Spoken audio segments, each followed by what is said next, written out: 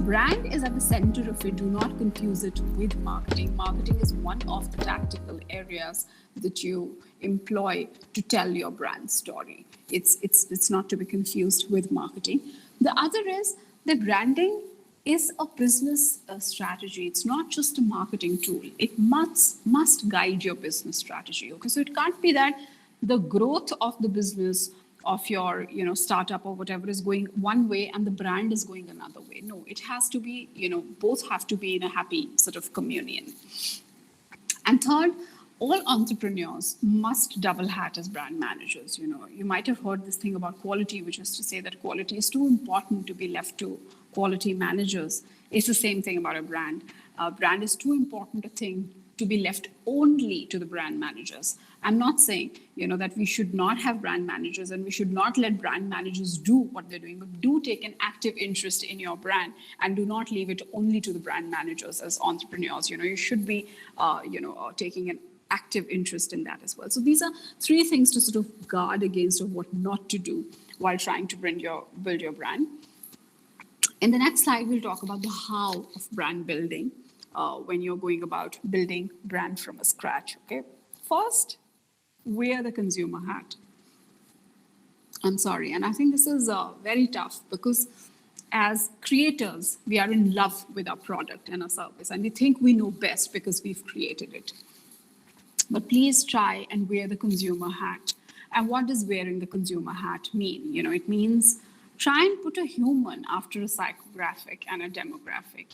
So it shouldn't just be that it is, a 32-year-old woman. Who she is. Is she a homemaker? Is she an ambitious career woman? Okay. Is she a migrant in a city where she's living? What her aspirations are? So try and put a human after a psychographic or a demographic when you're building your personas, and then you'll be closer to what the consumer aspirations are. Please do market research. And market research doesn't mean that you have to, I do understand that if you're working for a big business, then you will have the resources of the money. Even if you do not have the resources and the money, but do, whether through your social listening channels, setting up an online poll, or, the first, people who are the first users, sort of from them, or the ones who tried your product and moved away, which is actually detractors of your brand.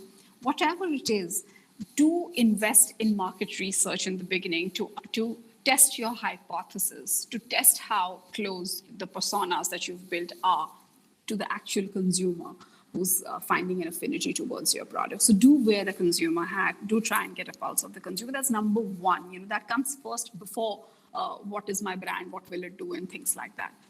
The second is, they say that what's in a name, and I would say quite a few things. When you're thinking about a name, just think about the 4 E's messaging framework, when you're thinking about what the brand should stand for.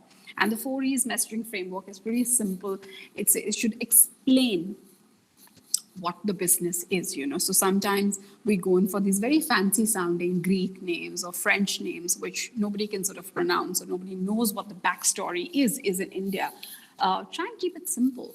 Simple doesn't mean that it just blends with everything plain Jane, but simple in the sense that it should be self-explanatory. So that's the first thing that you do.